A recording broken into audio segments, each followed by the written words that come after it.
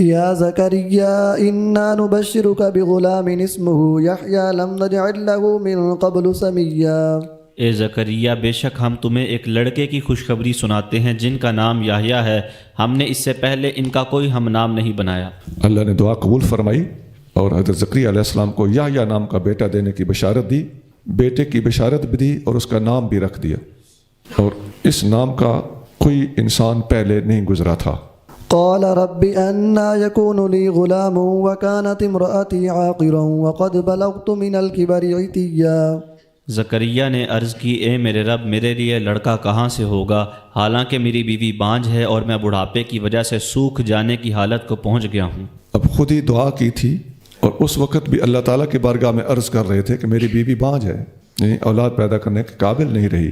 اتنا بڑھاپا آ چکا ہے۔ تو اب یہ آپ کا فرمانا ظاہر ہے، خود اپنے کی ہی دعا کی قبولیت کے بعد، اللہ تعالیٰ کی طرف سے پیغام آ جانے کے بعد یہ انکار کی بنا پر تو ہو نہیں سکتا۔ پچھلا سارا واقعہ بتا رہا ہے کہ اللہ تعالیٰ کی عطا پر خوش ہو کر اور اس کے اتنے بڑے کرم کا اعتراف کرتے ہوئے اور اپنی دعا کی قبولیت کے اوپر حیران ہوتے ہوئے کہ میں نے تو بڑی مختلف قسم کی دعا کی تھی، لیکن میرے مالک کا کرم دیکھیے کہ اس نے میری دعا قبول فرما لی۔ تو اللہ تعالیٰ سے آپ نے یہ گفتگو اس اعتبار سے فرمائی ہے، قد بلغت من الکبر عتیہ، عتیہ انتہا درجے کا بڑھاپا مجھ پر آ چکا ہے۔ قال كذلك قال ربك هو علي هين وقد خلقتك من قبل ولم تك شيئا۔ فرمایا، یوں ہی ہوگا، تمہارے رب نے فرمایا وہ میرے لیے آسان ہے، اور اس سے پہلے میں نے تمہیں بنایا جب تم کچھ بھی نہ تھے۔ جب تم کچھ بھی نہ تھے تو میں نے تمہیں بنایا، تو یہ ہو جائے گا۔ اب یہاں دیکھیے معاملہ فہمی پر غور کرنا ہوگا کہ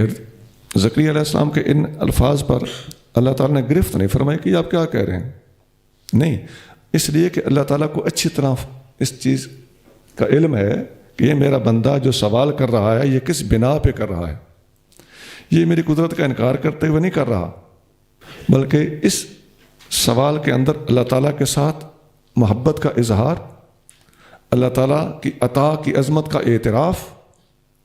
اور اللہ تعالیٰ کی اتنی بڑی عطاؤں کے اوپر اپنی انسانی تقاضوں سے کی جانے والی حیرت کا اظہار،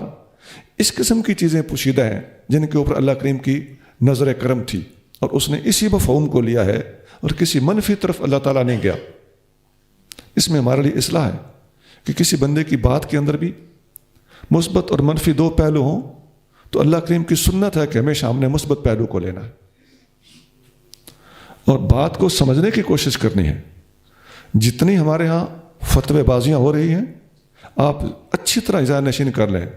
ان فتوے بازیوں کا اللہ تعالیٰ سے کوئی تعلق نہیں ہے۔ اللہ تعالیٰ، اللہ کے رسول، اللہ کے پیارے سب خوب معاملہ فہم ہیں اور